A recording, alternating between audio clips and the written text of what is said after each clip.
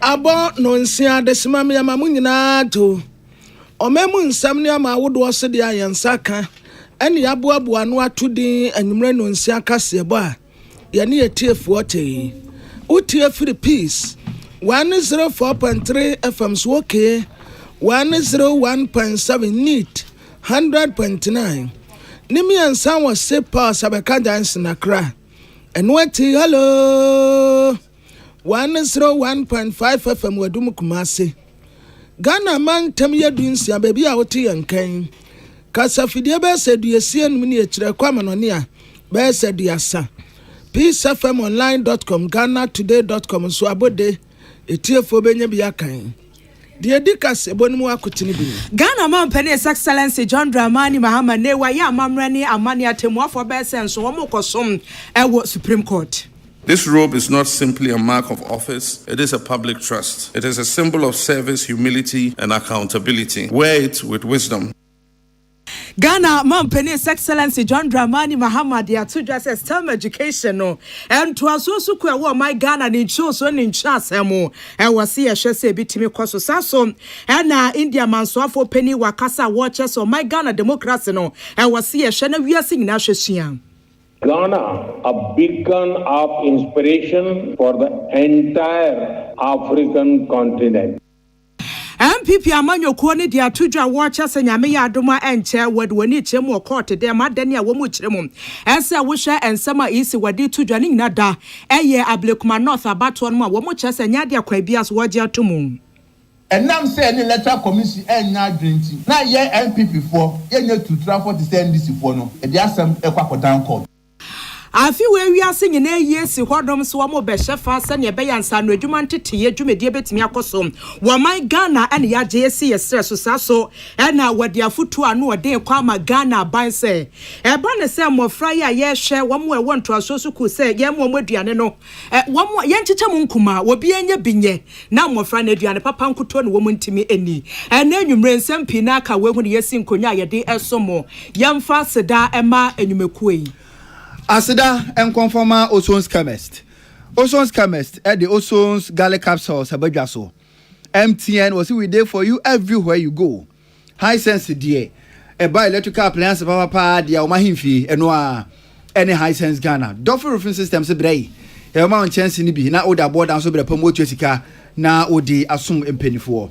Budget cash and carry limited at the Blue James energy drink abagana jaso.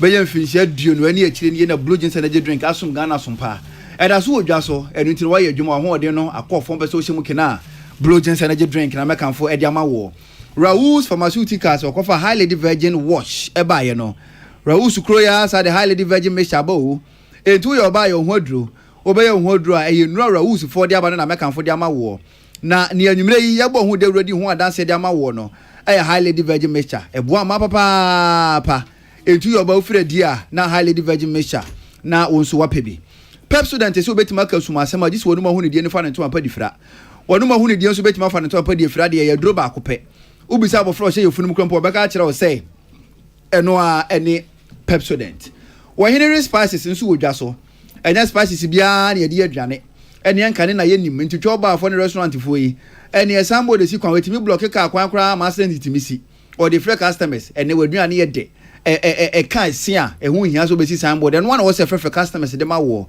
and use spices papa and one wo hene spices mame also ba kum yenu akoto de akwa adwuma wo fie wo koye aduane wo fie ma wo ne wabusu ya wo hene spices na wo kodwa so anu mato we no yanka se natural spices na pinfo dan den ni entinya afi na akoto spices bia na aja wakari sika akoto yade de ba wo ne wo ma bia ni entu kodwa so wo hene spices na mekanfo de ma wo JM Ado and Sons and so de foforo kra badwa so we say no ofre no wo slip ebebo papa wo ye adwuma na kodu fie a wo bra wo se otimi da oje wa home na nipadua no sisi ne ho so esanse aduro bia ni asase so echen na wo de wakodu fie a wa bra nyina chire no kodu kete so na wo ntimi na eye wo hawo ukọ pharmacy bia be wo amaso pe wo slip ne je ya mado ensanse de aba ne bi fa kakra spray ka trema se obehu se obeda na ho obesore no na nipadua na sisi so kama e de amawo we ni nyumaku so ya sene se kasiapo ye fa embeso mu anwumre yi akenkanfo eye me Sadat Mohammed Mene Amansan tiame kwabena mafo ena ohene wa kase bo ahene Africa se bo na munchemu enian chepi na beto dwa esa Ghana ma Penis Excellency John Dramani ma akasa na wo kire se eni panson ya wo mu ya atemuafo abo mu din sane be ya wo betimi akodi wo dwuma wo Supreme Court na kwaba ne sa no wa my Ghana Article 144 of the 1992 Constitution HMC ebo din se wo kwa akosom wo Supreme Court se edi mu safata so betimi akopie mo vetting committee enim wo my Ghana mra so ebedwefie sane be ya ye betimi atoto ano kama dwumede nyina etimi akoso fefefe ma na anu ada beto dwa so do ani kyeremu wo my Ghana mra so ebedwefie se speaker bisa se atemuafo nson ya toto wo mu anu mugitum anase munyi ntum na majority anase ni padodo na kyerɛ sampa ya gye atum fefefa ye krabehwenti enedue wo abankesem na beto dwa se Ghana ma panim His Excellency John Dramani ma makra wato ne boase aya amamre ne amane se nipa nson we wo mu kodi wo mu dwuma wo Supreme Court na no ena Ghana ma Penis Excellency John Dramani ma makasa na wo kyerem se na nsentem se wo hwe wo my Ghana ni so ne chance emu a pass Ghana for gidie tete pass ye kase obi yetemuafo a senia na gidie no wo so na nya sa na te gidie pa so to party tu ne se na no beto dwasa na ase expose ne wode beto montene so na atemuafo bi eje mponchi ni nentwie ne bayire ni ntino esi ase obi nya asem na kopie mu court demu a yesi twi akwa wo koyi na ni mo FC na beye adwuma wo nyina adwen be ba kuntia ne atemu adwuma no ye di twitwiri fom wo krom hase o my Ghana mu na no na mampani kasa na watches wedie ya asodie kase pa ne de ato om so se wo mo nhwese ne be ya tete enuonyam hye kase pa atemuafo wonom wansan so emfamra biom na ye hwe atemuafo anadua beto dwa se Ghana mampani His Excellency John Dramani Mahamakra ato ne boase ya amamra ne amane na afi waje wo mo atom se won kosmo Supreme Court na ne awodi kan se Dennis Dominic Ejesa so Simon Sabare Senyo Jamefem kwekutewia akabo afosa so ena Philip Bright Mensa Jana Pari Battles Kojo Hafi Satu Amalebo ba yenti ensamo a Ghana ma Penis Excellency John Dramani Mahama wode atudwa. In our reset republic, access to justice must not depend on status or wealth. It must not be the privilege of a few, but it must be the right of all citizens. And that is why under the reset agenda, we'll pursue key reforms to digitalize and modernize the court's processes to reduce delays, to improve court infrastructure and working conditions across the country, to expand legal aid and public defender services, to strengthen judicial training and ethics, and to deepen collaboration between the bench, the bar, and the broader civic space. To our newly sworn in justices, I say this. Today you inherit the robe of honor and the weight of a nation's expectations. This robe is not simply a mark of office, it is a public trust. It is a symbol of service, humility, and accountability. Wear it with wisdom. Interpret the law not just as it is, but as it ought to be, alive to context and sensitive to the lived realities of the Ghanaian people. Speak through your judgments, not your opinions. Show leadership through principle, not preference. Let your legacy be measured in volumes of law reports, the lives you touched, the precedents you set, and the public trust that you preserved. I await the report of the H. Kwesi Prempeh Constitutional Review Committee in August this year, and I'm hopeful that their report will contain recommendations that will make our judiciary more effective and just. I, holding the office of Justice of the Supreme Court of the Republic of Ghana, Ania yokoti Ghana ma Penis Excellency John Dramani mama sansem we salamat ku kwa pencil ene buano Jumadie sunku bi abaso ewon kran na edin ode to so ene African Academy of Sciences Forum abaso Accra International Conference Center wotonsa edefre Ghana ma mpanyini owura John Dramani Mahama Ghana de she Ghana PSC ewo ma mpanyini so de wose yo ekokopie mu ewo dwumadi ase Ghana ma mpanyini ka se no na wo kirem so Ghana edisu ho nsem a empɔmpɔn so akwakoduru ne ho akwakohia se ye bi de ka ho ne boa na yedisu ho nsɛm no etimi fa ne ntoma pa edifira na ebetimi so ye bi de ka ho ma yedisu no etimi anya na pa bi etimi gina so a ene STEM mu adisua eye science technology engineering and mathematics no o si etimi ye ne kama na etimi na ochina bi no yetimi enya more science scientists wo man mu enya engineers na enya mathematicians obetumi aboa na wakyekere oman no oman no adu mpɔmpɔn so obeso Ghana fo nyina ani oba mpanyine ka se no na wo kyerem se STEM mu adisua ne de eye adwuma kora wo man Ghana mu dada na so ye wo schools a yase de yesi ho no soronko a omo no ye STEM secondary schools se STEM mu adisua ne betumi ye a o si etimi nyini etera saade no na anya hwe kora no secondary school bia wo man Ghana mu no STEM ntete no ebitimi koso ho do na etimi boa na mmofra nso dodo na etimi nya stay mu nimdie stay mu ntete na etimi boa ne yedusua ho nsɛm no etimi fa ne ntoma padifra ɔmampanyini ka sɛ na wo kyerɛ mu sɛ ɛbɛsɛ de twasi ka sɛn kɔde ato hɔ no sɛ ecosystem institution and system school no ɛne nka ɛmfa si laboratories ahodoɔ secondary schools ahodoɔ mu yɛmfa system blocks ɛwɔ secondary schools ahodoɔ mu sɛ na ɛbɛn na stem modison na betima tretre na secondary school bia ɛwɔ Ghana na anya hwe kra no laba wɔn second betumi aboa na stem ntetie na etimi fa ne ntoma padi afra school mu hɔ no mu so nya bi wɔ hɔ na entimi mboa na stem modison entimi nyi hini ɛwɔ my Ghana mu. There was a program to start building STEM secondary schools, specialized STEM secondary schools. And my point was that every secondary school should be a STEM school. And so we don't have to build standalone specialized STEM schools, but to build STEM blocks and laboratories in every secondary school so that every child can have the same experience. Ghana Mampany Owura John Dramani Mahama and Wadin Samutu Jawabra African Academy of Sciences Forum, Jumediase, and Pinfo Tonsa, Eddie Efreno, Salamat Kukua Pentel, and Wadamanipoi, Ebesumoye. Na India Prime Minister His Excellency Narendra Modi, Anna Wakase, was a Ghana democracy no FSA. A bra will be drew one Musa Quire Faswa Tutu and Nioma, serve from executives, ya, by judicial, ya, parliament. Ubiaya na juma fair no a ose what ye near bio democracy ni ya practice ya man no aya kono sei na bra wo nemra se be fie kasa enne wo ba Ghana ye som ne se hoho enti wo ba ye na mienu nie ene se wo de kopie mu wo mra se be fie wo ene wo tre se sa wo se kwan ya fa so a ye toto ye nioma no a nani ate ho pa e kwan ya fa so a ye to yaba ye to abase yi a process ye fam emu da ho na nite ho pa political parties ya hodo obia wo kwan so wogina enya ba bia ye kwa akoto aba ye se ye mprema asomasi nyino bentin nyina ahade ye democracy ni yasem kena.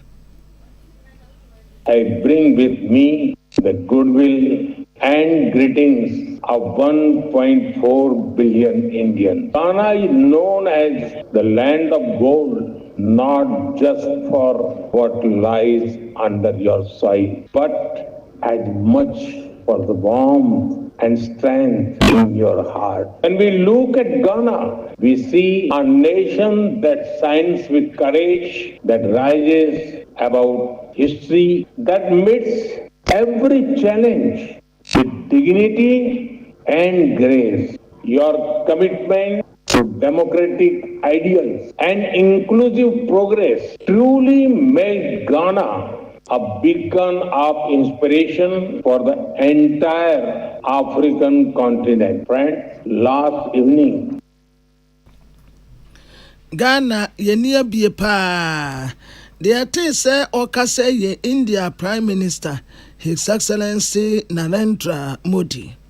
One fans one water say uko India say ya omu waniama pa bebre wo hon mu a omu pese omu di bi wura ye ne Ghana fo mu enti yanhya niama omu ye no na yensuansua omu esanse de odi akiraya osua de odi kan nante baby to say technology India kwanim papa ti Ghana say yensua said the India for the technology aduma afa ba no manufacturing so a omu wonu say ukwa hu say yes omu kuramo dendenden ICT and also the same thing afa medicine endro nso say omu ya ade pa enti baby a anka omu akwa koduru no Ghana for na Africa nyina yan tapo omu experience ni bi yanso yebedi.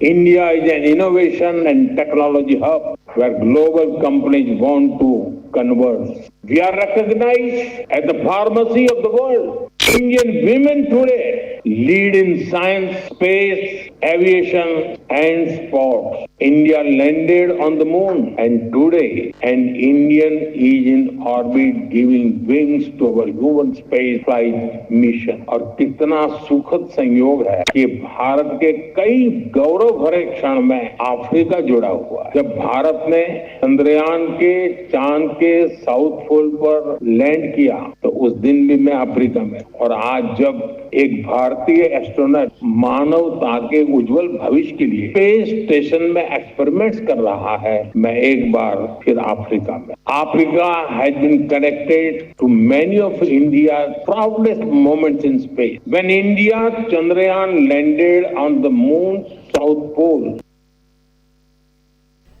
Alhamdulillah.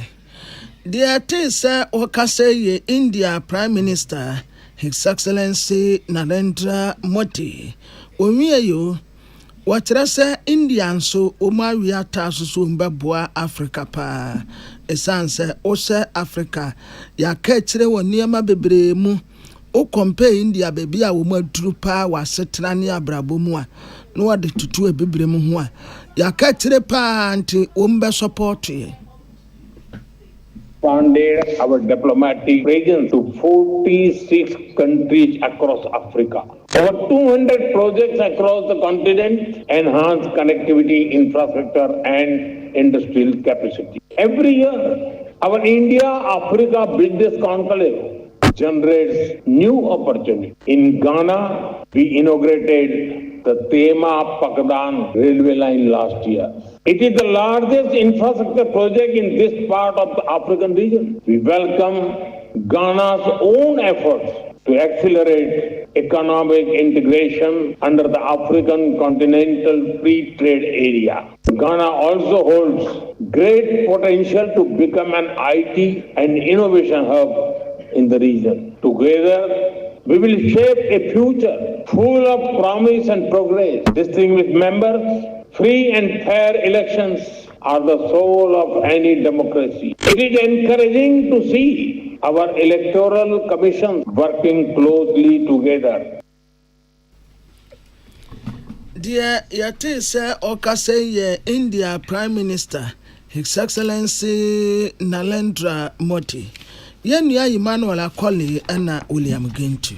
MPP mrasha ebedwani ya wagina ho de ma de sha obosome fra ho abato ampesua so no wasantemantem na nasafo je aye na wo ka kire Ghana fo nyina se ya no wotena na wo hwe kwan ya Ghana educational system ni city ya no wo sun e de ma wo my Ghana se adesua de enkoye kura ana ne ba bo ne ba na afi ya dro kotre de ato honom ne ese label the part na onyonko ho fifire pa tete no kura de omutimi ya na o maka kire wo anopa tutu yese mental wechi wo ko nyina na adwe na ye wire na so eba na IT wonsem pa de Ghana mebunu no ya ne yen share dan minisa wo mu no e na opani wo tufu ya wo chese Ghana de hia wonsem ye hwem si ebetimi de IT aba bevremu wase wo ma beti se India se eba na IT a wo ya de pa enti na ya wo hwo movies ya movie no wo mu yi pa tim se slow motion no giremu se ye tuemu se anenso okohwe behind the scene tim se ni nyina eye IT computer bia na wo to wo ase a wonya abotre se the yem was India mine mu say ne ba ne cyber security am ejina na so ye papa pasa so e na wo makwan tempon wonsam jina na so akobedie wonsam da ye sa so nso papa telco si se ne ente se ya no fo die bi wo my Ghana mu afra mejina woncha na aka se na nso wonti ni panin kam wade atodwa wo che se India mine de nyoma pi wo hono mu a e wo se ye hwese ye hia firi wo mo nchen. Investing in IT service, ICT. No speaking. We are saying echo. The world is going digital. The world is going. Your friend said technology, and then I'm saying technology. You bet me create a lot of human. For look, a report to be African Union. A report to be a buyer. There's about 50 billion opening and ICT. I bet my fetuma. The Tikrumha and they coquire who and say why you are launching Bodo, why you are launching Bodo, meanwhile, there is a whole area, your opportunity. You bet me I investing. Run 10 year member and point here so be too quiet, but it's not Ghana higher and they will make a lot of money. The media Mr. Buy, sir, 24 hours, yeah. Russia Virginia Manensi one more sounds so to a binder for sale 24-hour economy policy na ban what they ban one share so at the IT beverage movie. So pese ukreti ejuma pa and then sa 24 hours here away. Debbie, the government must make a conscious investment in ICT. And yes, okay, that phone now to me go TikTok na just only my ICT. Debbie, no ICT TikTok ne snap no and no ICT conscious effort in training your mebu your school for no. In fact ICT na kolane betro no BEC no enye what is the amount used for, how do you open file enye no consciously say no meti be the ICT a creating yama developing yama say near Indian for you. That is what I think the government and the people of Ghana must commit ourselves to. Me a bebu and I'll urge the youth minister, I'll urge Pablo, I'll urge Osman, I'll urge a lot of minion Basintali Numwa Omenya Youth Front be our move plane. Yen for Yeninko ICT, serious training. Yen provide the facilities. Emma and Krano. MPP mraso ebedwani ya wogina ho de ma de show bosome frɛ ho abaton pesiaso na nasafo ejei aye sansem we William Gentu Emmanuel Akoli. Na watwi yanka bi shemu ana bato komisa o de krata pie monten so na enchiremu ana wakrata no mu ne sɛ ne ebeye na adehye wa Ablekumanov obenya na musini wo mrase bedwafie no ɛne 19 out of the 37 polling stations of constituency hɔ no na wo sɛ yɛhwɛ na yɛsa hyehyɛ abato hoforo hɔ no ne itimi boa na yɛkenkan 19 ne de ne wie a enka ne yɛto no December 7 no na yɛde akoka ho nipa odi nkunim no ne yɛ declare ne sɛ wɔ no ɛne yɛmrase bedwani ma adehye wa Ablekumanov na krata beto komisa DPM Mountain so Ru Asamo Tete deputy chairperson operations edema EC ne nsa na ɛhyɛ ase na krata DPM Mountain so pɛpɛ ɛna wo so na manyoko NPP friends ntwerɛfo nhia mu chɔchɔrɔfo de mayoko Ru lawyer Justin Kodua Frampo ne gina wonana mu ɛkasa ye ne kasa no na wo kyerem sɛ gina esi abato komisa asie no NPP so mobodwo so a na wadada Ghana fo wɔn pene so nnɛ ɔkyena so ka ho no wɔn wane sɛ na amben na enye nanse ya na abato komisa mpanifo kokɔ pie mu parliament edi tudwa se akabeye 3 police stations bi pe ento obahwe na wakan de aka ho no krampo ne se police for mo bambo no won saka wi a ns hada no krampo no se bambo no won saka obetima kenkan na ne yegina so na nipa odi nkunim ye declare enjem before de omuso omunim se ene wo kyerem so mbeti komisa no krampo nka na sa 3 police stations no ene ho asem na komisa ne ba beka afi ya nto anka nkosoro anso akomisa ne Ghana for bekasa 19 police stations and was say enu so free hin san 19 asem krampa akomisa ne mpanifo omo kase no eno no pink city pay no NPP for agent in sashase NDC agent in sashase presiding officers in sashase enti abane sen na komisa ne so wonji ntumtu okwa ye rerun e was 19 police stations no NPP so oji tumu enye ye ntini we no wo de be fa mra kwase sanse pataba pieto ye de mra ne woro. The name said 3 polling stations and an aka Yakokan was Parliament at home, South Electoral Commission. So catch a Parliament for say, or might be yes, or 281 polling stations. Nina, Nemo, I cut 3 polling stations. And I mean, if you do a chair, you are Dr. Bossman, or take Parliament, I will catch a Ghana for you. I said, I cut 3 polling stations. And yeah, you want your dream, your tears, there was a kind of dream, be a course to Electoral Commission, and the NDC form. And now saying Electoral Commission and now drinking. Now, MPP for. You to travel to send this for no. And there are some down court. Check court and can't tell Electoral Commission say one dinner man until say court in the castle nevi. Now the people yes send your bomb pine say and then pass some NDC for their judicial no. I mean why nenya judge obenya kukudro. No to my castle no kwewum. They will just say the credit by that year. Them mame akuya and the bedum kunim or Ablekumanov. Na enwatire no and a lawyer Justin Kodua Frampo what did you just say? Krata na epie monten so no isi say July 1st oni NPP mpenifo sinkonya san hyiamu na se no na NDC mpenifo so wase bi ama kwamienu nyina gitumu say 19 constituencies are polling stations no yen san to bali biem o se enye no kura da say NPP fo gitumu sa central for aye hyiamu wa ha epese motese MPP meet na aye koye no yanja tumu da enye Electoral Commission anya adwene say yen konto aba our 19 polling stations. Debe na Cynthia if we have very restaurant ketia be cast yen pam no afero wasesa wa no bibi akoso ana enkomo bi akoso ana ehunra bi akoso ana enu ntina obeso oba sesa wa no dem mom ye ka che on say empo opedi down pare credit for pam no ene no kasa ma mi e wo hwe Ghana tintin yo so Chief Justice on the credit swap for some pamono. The NDC adjumbano mutino ma ma so be pamo ma. Oya papa mo oya body mo o me pamo. The man can the crown ho to. Say o ka me crown no na empo NDC for pamo a e chema be ka adwuma we ye. E chema be da wase. Wa penso o ka no crown. Yesro mama ndc fo nwunwura patapa ehunwura ho e ma ngu wani masi we nim se ye kristo ni mapa na ne kwakwa mu no na lawyer Justin Kodua from Pong o say tu just say free say NDC ba yi ene ekododo na wotata wo musa ene yisi wotu no nesisi so na wotata yisi na one de obesere se ma yisi ompusu no ho on for the 90 form onye ne yesefata onye na osusu se eye kwantrodo no na ankwanko basa na yisi nso omgugu omunamu na hunu ntimu wo mu a ene MPP say omuso be keka omo papa pa okurum ha ene ne ebesi no ene ahra na ankwanko ye Ghana fo nyina ade na omo mpese sa besi nti no omo sire kwa hodo kan bi om CSOs so omo sori waka National Peace Council so omo sori waka na ne yakoso yi omo fo manuntum the MPP ye kan nyina ne se aseme nam se ye ntiase na sabone na Electoral Commission ene ndc for so mbutwa ne se ya hwe ya 2028 ene aba edidi yanum no obi call elections no hu so wo lusu a do be ya ne se obepe macho manfo tutrafo te yanko collation center yanko shindaka yambu nkrofo yampam Electoral Commission for yan se pinshit no ye ne sa Electoral Commission to declare results no ene yanko ya esadia yanko ya rerun sabi wenya ade a ese so memha enti ene MPP party ne fa akonya reso yene Ghana penufo mo ka bi ewom civil society for asofo for imam for peace council for diplomatic corps for yene munya kasa se mun to Electoral Commission for mun ka che NDC for se o man no sabi no mun kwa dia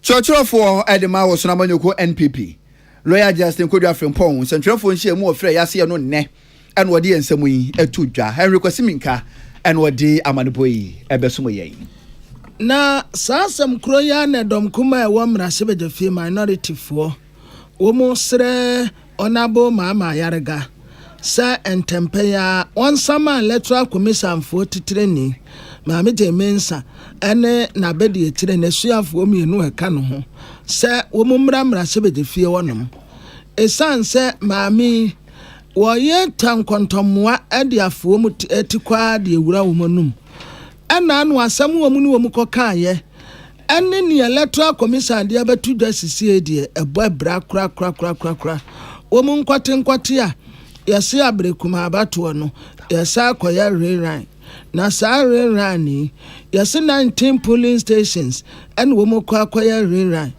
na Electoral Commission obi a woni party atena se aka asam de edi atro mu da de krampo o kaso obi no dead boni trinko kama afedi amoda mo ho ba ya mo se odon fo ya domo a 11 July ya kwakoya rerran na no no onyamfo Alexander Afanyama Akan e ka kire onabo mama yarega se want Electoral Commission maame no ene na suafo mienu ni nyina mra se bedefie na wo mumra meyi nsamo ano.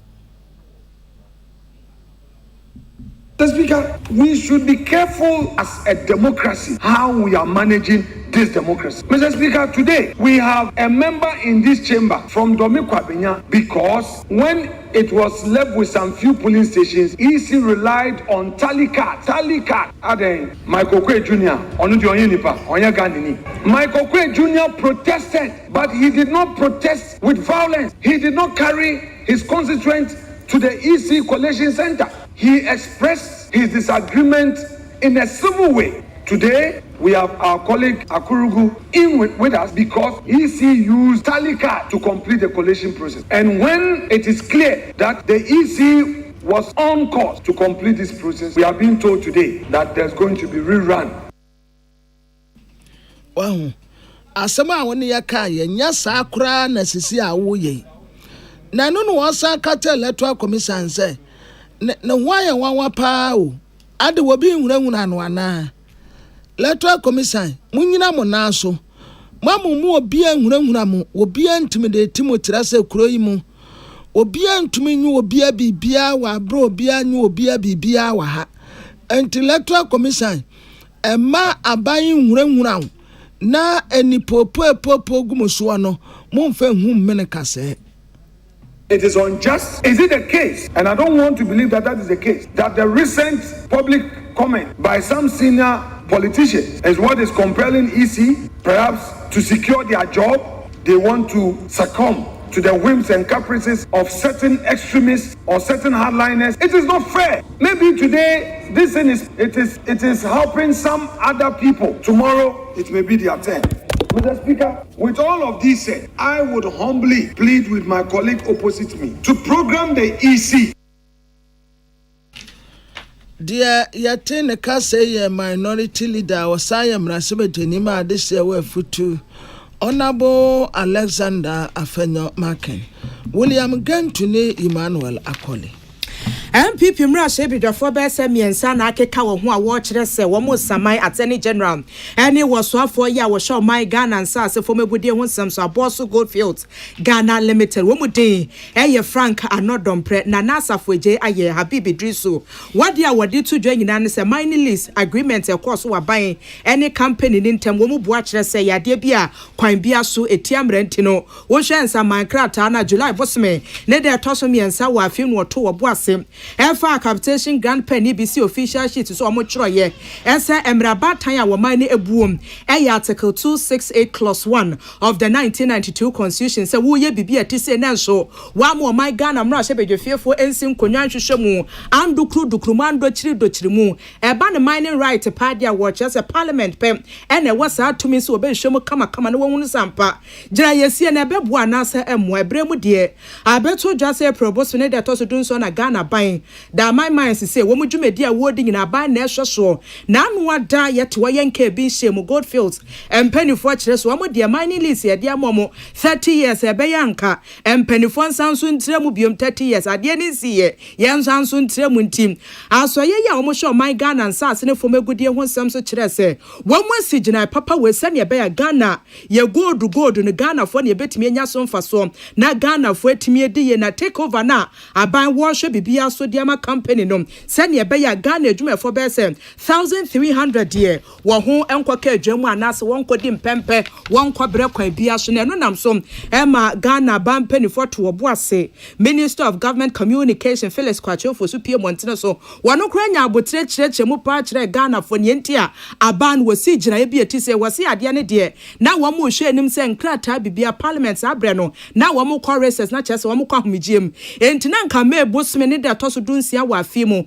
wo mo nya sa wo mo chiba pe kwa bia so na nkrata bibia de koma parliament se wo mo ntimi mu akire na afa yenhwe se wo mo kwa anase wo mo banti ade no kra de nia tumi krata ye de amadama mines no eye afi be se ba ko pe no begina so na wode aye adwuma emrahye bedwafo miensa once mo de ada court ebuhye ni na edi kan pa ne se tumi krata na eye lease ye de ama boss Goldfields for no wo mo kire se etia mranti court no eni ka kranfa tabo kese ntoso na afi so ne etoso mienu ne se court ne hye awsoafo ya osho my Ghana sase ne fo megudie wonsem se ne be ya lease no mining dwumedie bia ekoso bia no wo mbetimi ejai na afi kopem se empanifo beto oboase edi nhihye batan so enti ebie kwa mu de to de ma wo mo de ananie wo mbetimi ayo mo adwuma se ne se ne fata afi wo mo sanso aka che court ne se court ne fa injunction ento aboaso Goldfields empanifo so se ne be ya se wo dwumedie se wo ma hyase se afi ne wo mbe hyase nyina no wo mu nyai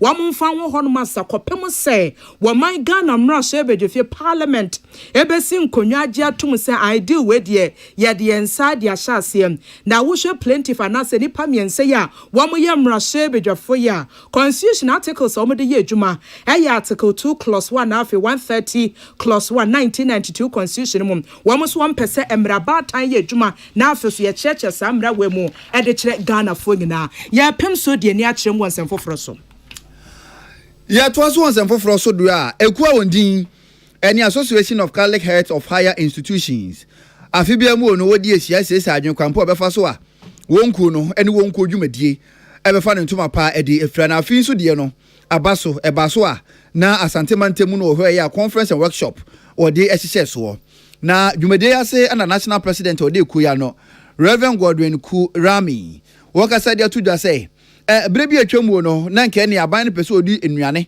ekọ schools ahodo mu a ene national buffer stock enuane wo hono mu say ya twom enti ene ye person a yes wo de ko schools e voter region na ye je o mo kwan na o mo kọ wo de ne kọ na o de region na ekọ wo de ne kọ hafo ne ya che ne saa na aban ye se ne ye beboa na enuane ne ye papa ebeka adusuafo nsa na dodo esefa tan se beka won senti no ene ye nya ne national bi me bechichim na akomantam ne nkronkuma mu se na ebe na school bia no ne nsa betima ka ne de brepa mu ne bre se na efata aban so krampo boga na fa no ho ba se bre bi krampo beduru a ene school no ye de usika bebrewo na wa anka se dwedi bi ebe wo no akọ no akoto onema ususu se odo no anuane ema mo friend betumi aboa ne krampo ne beboa ama aban te se wo hawa abiribia no wo se anuane free national na ekoko schools ahoduo mu ede bre no sa wo ha no eso atumi ate na we no opanyini kire mu se sa decision na aban ne takiye no ejina esie pass aban ne koso no ye ni ye beboa papa person say yenkomre ye aduane ya ye furu panso yan fan sha benti no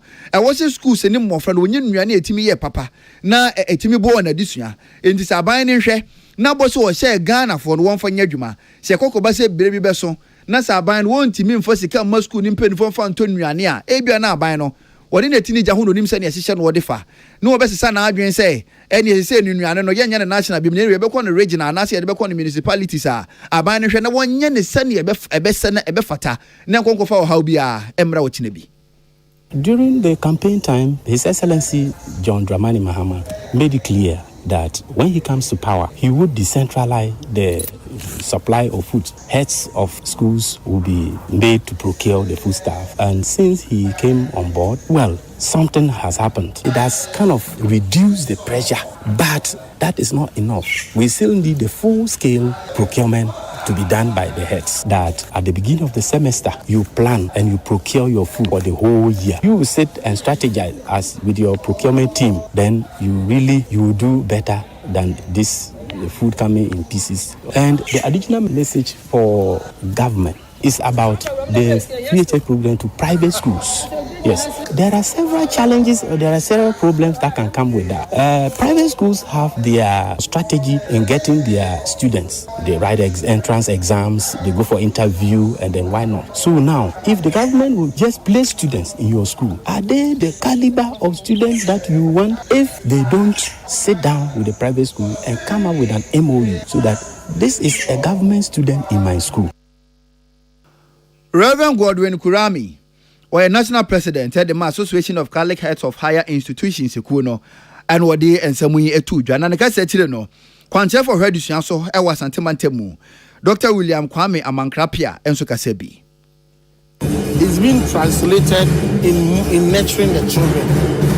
And I said, we should consciously, of certain caliber, we have to consciously nurture children of that. And no be the new curriculum number. I mean, who said any additional a better soft skill, a better talent.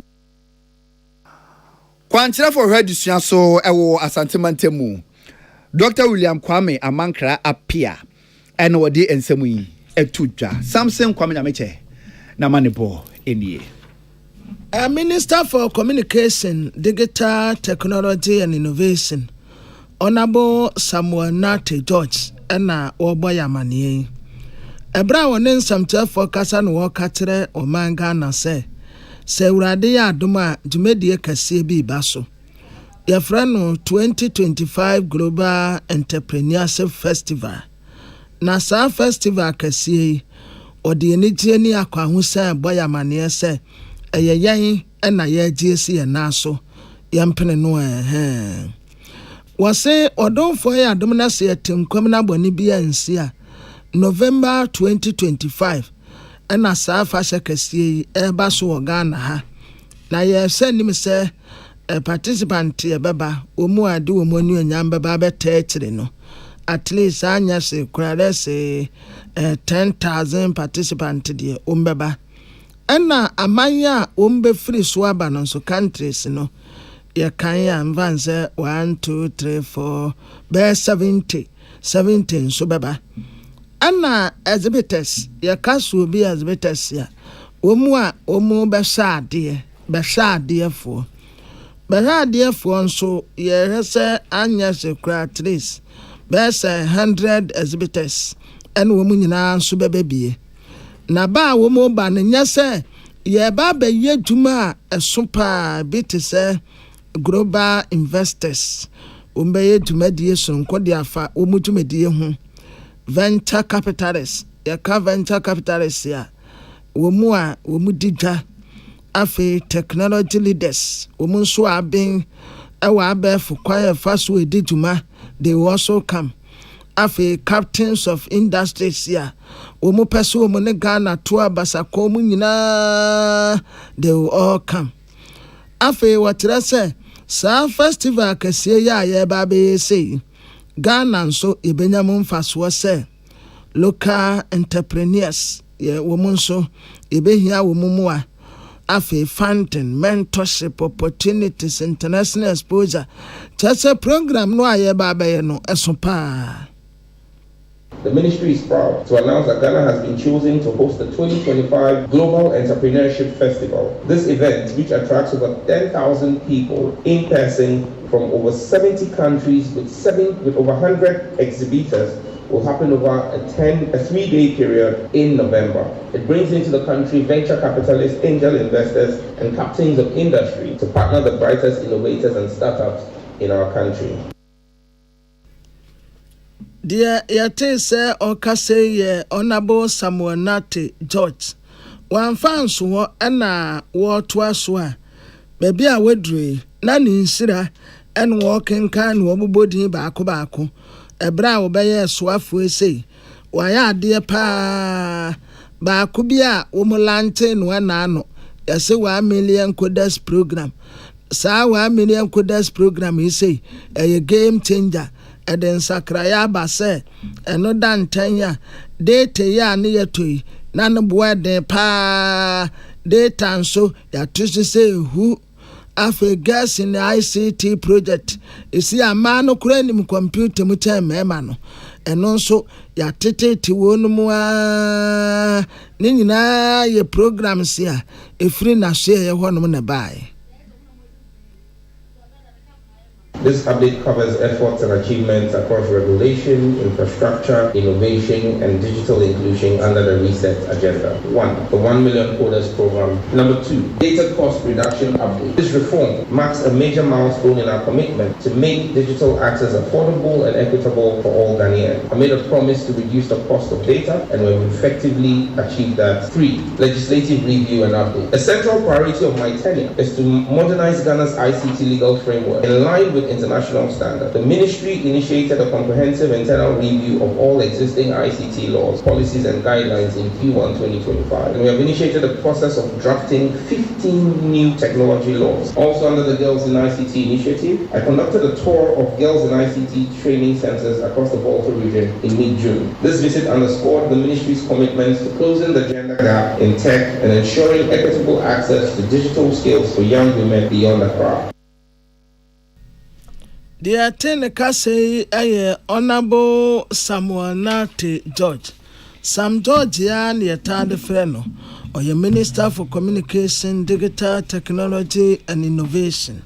Yenya Nanaya Ansa Afram. Jomtneni ya de ma Ghana Cocoa Board Committee Samuel Ofusuampo for no dia to ja watches a Ghana ban eguso a woye nhihye sanya me ya adoma enche woni nananom atena nkonwa ba bedi nkomo sanya be ya nsase nyanta mo musa betimi aka koko wo betimi edua wode sansem we gina to dwabra Cocoa Board offices ahodo wotema wakwa pro honom na woni wo mukodi nkomo ne dia wo kan sa ba na ekradom eso man Ghana koko no betimi atrem sanya be ekuafo ene Ghana fo gina betimi nya so mfaso ansa na ekoko no betimi akọ amanone ne ato na boden no enyomo bebre wo ho a aban digu akwan mu a ansa na ekoko ni atimi ato na boden eno nti saa ne ababare se akande a ehia wom a betimi di abo mo odwuma no so betimi akoso no yetimi di abo mo aban buta ba ko ne se ye ba be plantations ne be encourage amanfo ne private individual no mo so go into large scale cocoa plant enche ye be bo adamo ne yakọ field akọ ne nana no makasa ne ehu ba bia ebenya nsase esoso a ebetimi da esa adwumadi ama yatre kokoo no kokoo afo no mutra ansa na Ghana so sikasa musbede ebetimi ayiye Ani ekotie wono chairman de ma Ghana Cocoa Board Committee Yewura Samuel Ofusuampo for na no se na deputy quality control manager Francis Akomiedo ditu dwa wo kire se sen pa de woni binti ama wodwumedie wo mo brent wo sre Ghana ban ese aban ne nko omomwa. What we need the most at the moment is vehicles. When you enter the warehouse, if on your left, if you saw the rickety vehicles parked there, they all belong to QCC. Some are Z registered, some are Y, and you see use them. Our country, because our work involves movement from district to societies, and at the port here from the regional office here to the district scattered all over, we move a lot, but most of the time we are challenged seriously by our vehicular situation. We don't have vehicles. Deputy Quality Control Manager Francis Akomiedo ne semno nanu se ye no and head of lab at the award Temaport Francis Avemega Kasa ne dia award to dwa nyina se sia no wo mo hia lab ye abefo de ne bi se ne be ye awodwumedi awodi no ebetimi akonkan. We are dealing with food safety issues that are ever changing. In that respect, we need state-of-the-art equipment. Currently, this lab was built some 5 years ago. It's sort of deteriorating. We need to do a lot of renovation here. We don't have enough offices. We have planned to remodel some of the rooms in order that they can be converted to offices for staff. Because of the ever-increasing need, our personnel also needed to be beefed up. Penia was share lab Jumedi so Temaport Francis Avemega some sansem way George Sen Wabuano. Pen for the Tiasi so at the integrated business establishment survey. Or more field offices. Na Bilateral now so no. Na integrated business establishment survey phase 2 no. Na woj na so. Na wadenedi anaso wapa hontoma na dwumede ase na ban kuntabufo Dr. Hassan Idrisu wakasa dia tudwa se uhwe adwuma integrated business establishment survey omoye no a emodu eso ani na eso mo so papa na omadwuma no emo mu hu ni se omo boaboa data no omo gi information aso omo gege nsempe de abo oman no na emu me bo oman ne chekireye oman ne nkanko oman ne daachi a fakese na no omabom eneda osi mpempie no obika so data collector ene yensi form na yenkopensem na yemfa be yadwuma osi nya saa ne tie so my Ghana yomu yi ni mpunto ne nkanko betima fa ne to apadi efira mpempie ne yeto nsa e de fra mo no ne fo wona wo sika so wonfa wo sika embehye nnwuma mu e wo my Ghana mu na so mudo mu sika so behye nnwuma mu agisi wo munya hodaso ne akoma pa se Ghana no odi ni sika ba behye adwuma mu no indicators ni nyina akire yie ni sika sem edayie wo kwan wo fa so na emfaso so du sika behye adwuma mu a eba no so a eno so dayie ohwe sa na ma ni nyina awie a ansa no de ni sika behye adwuma mu na sa adwuma no so no omo ye data collectors no omo na ye omo adwuma eto adwuma no enya bayera abere wadwo esumbo papa magana fokra gide omo adwuma omo yemu sanso na ba adwuma ku ahodo nso wo omo na mo makukuduro emo mutimi si gina ya ahodo esanso woni mi indicators ni dayie a gina ya bia wo sie no ochene bi no ensan konkobu emebo no Dr. Hassan Idrisu gina so a wodi to field officers yanim say wo ko monte so akoye adwuma no ofi wona kumamu no wonya adwuma Ghana ho donti enkwa na yeda nkwantere be se bia nom eni se Ghana ni ye ya mi medi ye omo so omo ye adwuma sa field officers no omo so bedi ye ento panyini gina so sere omo pa so omo adwuma no omo mane ndo omo koma so omo mane so omo bo na omo nya ne se ne yese na efata odi to Ghana fo nyina anim se field officers omo ajo mutiti ye Nyankopon ya aduma ye wode wo ye ne munyi ye beto magu monten so na wakwa ye adwuma okogeda information de abre mpenifo na osifo mo so obedi be ya abosumi mienu ansa na information omo sabeka no omo de abre Ghana Statistical Service mpenifo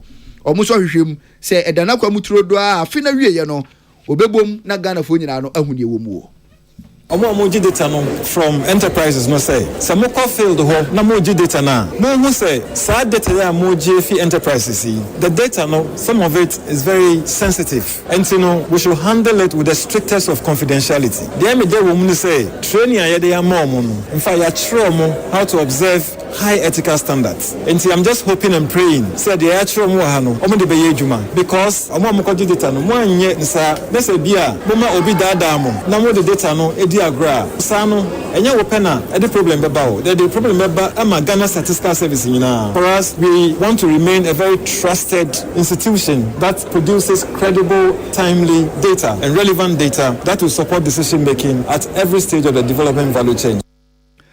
Na enu akire no na Dr. Hassan Idrisu wasa dia tu nyuma nkuma dantemu ni akese adim say field officers ne ba wona so ohia information bi a adesrede enkonko dada omo nkoye omo adanko dada adu bia ade ne da hoyi osidabi fafa ha obewi akire no na information ado ema nipa no na enya no kre ekoba sa wabo oman ne ka enti wosere mpirifo de nyuma hodo ano se field officer bia ba ona so a ade sere de no kre fama nipa no.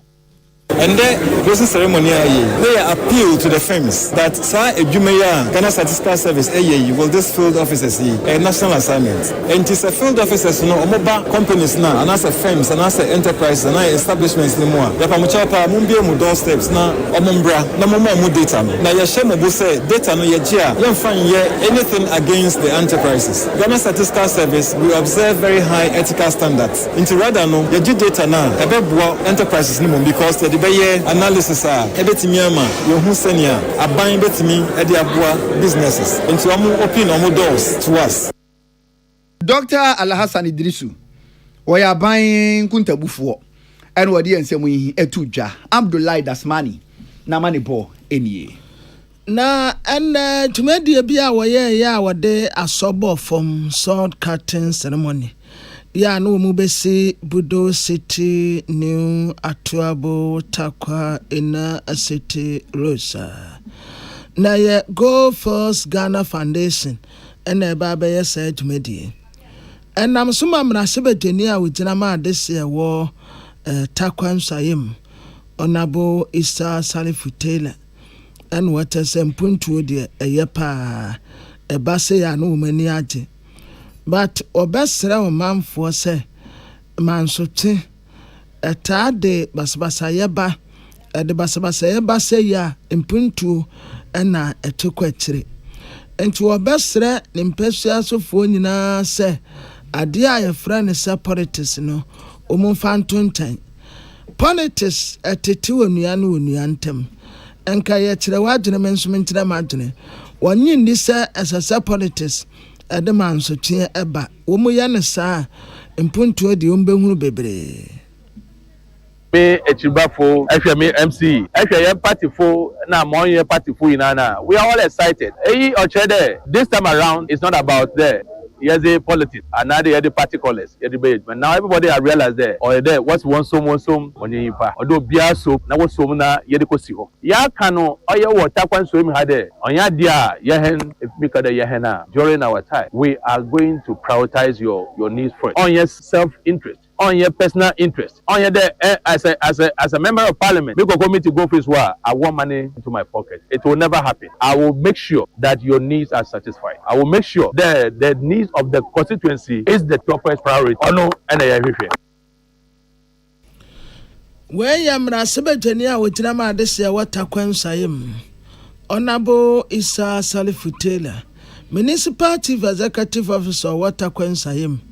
Ebenezer Kobena ena wonne bi to aso a wacha se wonne adese won potem wonyina emfa won de CMPP sembia wonne obi abaye atuma ya no mo ebi nkita ho in fact they have corporate social responsibility so mo ye na omode boa oyo mo catchment community na even po extend it to takwa proper enu nti ya ne sa offense for no ebedi sa nkita hodie no na de ehwe biara se bebeye na bede ama oye takwa nso mu man no ye beye ametna akunya no so se be bepeye nkwa ye de ye ba se ye ba na ya babo takwa nso ye na mpuntuo no akosoro na ya chirima a omo so omoba no omoba na mo so eja bebia aye fefefe awabere nti mesrem na mo so mode montuma boye ntuma no de ye ya oye fe no monka da dwumadi ya ndi aye honorable akotu akwatena sa board issue masa ade ya ba no monkotena TV so radio so monka na fence nkofo so ntese honorable the modern bono also ani na he is not prioritizing his interest but takwa Nsayim.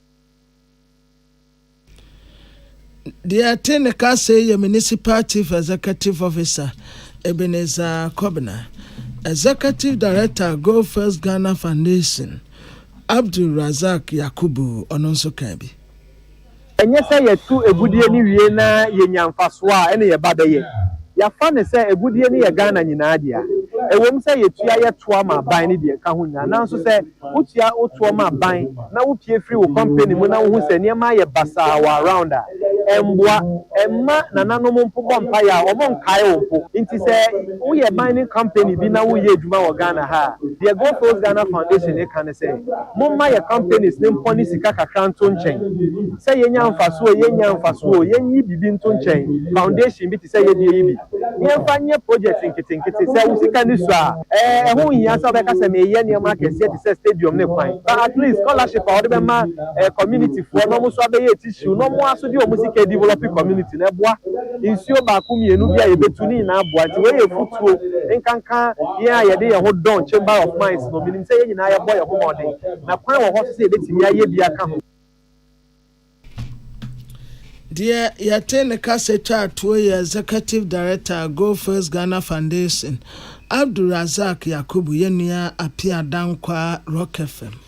Yet workers ye boy so de ni chem we futu mensim we no e won fifi manta we ni batroma yarsabia empany for na shase a wo bo amane a wo chese sia de CT scan efidie wo ya de ne ye de ugina so na chese hase ne ade ne hye no mo Pedro de ama na efidie no sabe asai enti amo mo brepa sabe obi yare a no obepie mu yarsabia ho no a ye hwe anim din sa wo ye oba se a ne ahwe ni ase hu sa ye hwe ya ontosuo no ne ahwe o me ne asese e botokum tokuma ne aka kire wonyem ebi die se we pra no odin a enu eduru edimu se fatase ye de ma CT scan ni hono a ebetimi a chenti wo mo adwen na tutobi di ne se ne artificial intelligence ya be ombogu machine so a na etimi ama possibility se bia ebetimi ayade wem clinical coordinator de ma facility Dr. Nathaniel Tete what the sansam we gina to dwabra no one central for di nkomo ena was so shy asabia kese te se trauma se ya se ye nyina yenim se wo mu se wo mu a doctor fo a ya sha diet ni wo mu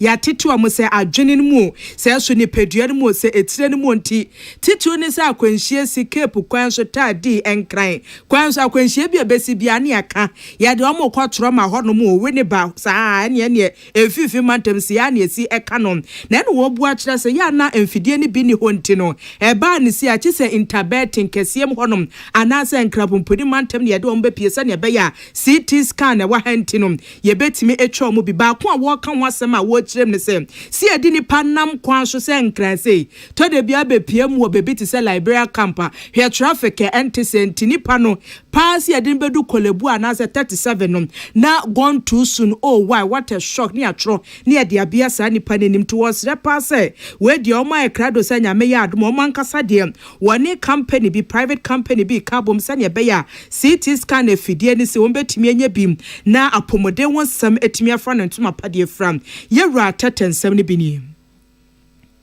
you see hospital no the idea is say Accra Cape Coast Takrady highway no Nkosha Debresi also and then one who said no somewhere along the route to the hospital be able handled. That was the purpose for the hospital. And one of the things in here is CT scan the brain and collapse on mobile no three now we no severe head injury said we see a CT scan of the head normal but we couldn't do it because we don't have it and then the places close by near Accra and Cape Coast Nasiana EBB or Swedro but the way I'm more critical no we couldn't just put them in an ambulance and send them just to do a CT scan. We feel say on neurosurgeon and CT scan dey here pa recently no your director management who say here and they are calling to PPP with a private company number set up CT scan in mind here kasa say no we're in the process of building a CT scan in the facility so now Bruce as we have to match people all the way to Accra or Cape Coast or Swedro but we can also do everything your CT scan no e wa hasi na so your boy your patients no. Clinical coordinator Dema Wedeba Trauma and Specialist Hospital no efutu mensimu Dr. Nathaniel Tete nsem no sansem we Ibrahim Dazim Mankesim Central Regional wo boa no ye gina we so na yada ye ho ye ba ensem akabeto aso.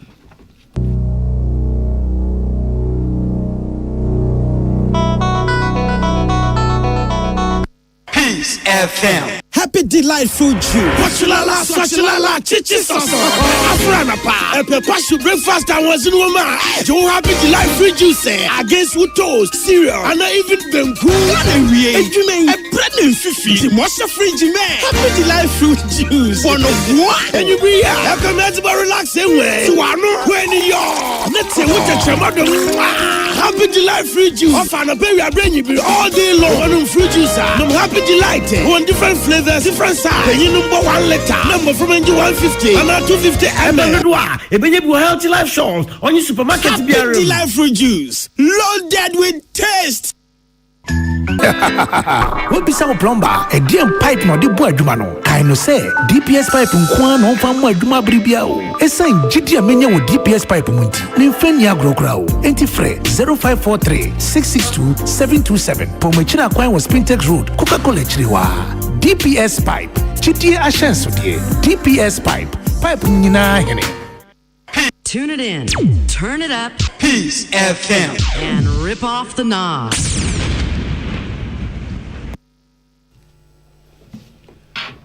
Yes, I'm a nyina akwa ababiom e de bae kasebo pono so kasebo na si enwumre mi din ene ohene wa kese bo ahene mene Sadat Mohammed ena amansan ti ame kwabena mafo na ansa na yede aboafo de baba na bo no wotia around the world me de baba wa kwan mo Magdalene Nit ko Johansson ononso ewo okay make it a triple darling ononso wo peace fm ha Nico Johansson bomonyon kakran sa de akosi afa yenti aboafo de Ozone scammers the Ozone's garlic capsules abadwaso garlic na faso wo so papa na ebom ne we na ya na Ozone scammers ahwa da ne de ne ani aye ne capsules kama wonya bi na mmene etu ni paduani mu garlic so faso nyina no wonso sabetumi akebededo MTN was we there for you everywhere you go. High sense Ghana, be electrical appliances, papa, or my Ghana, or my himfi, and any high sense Ghana.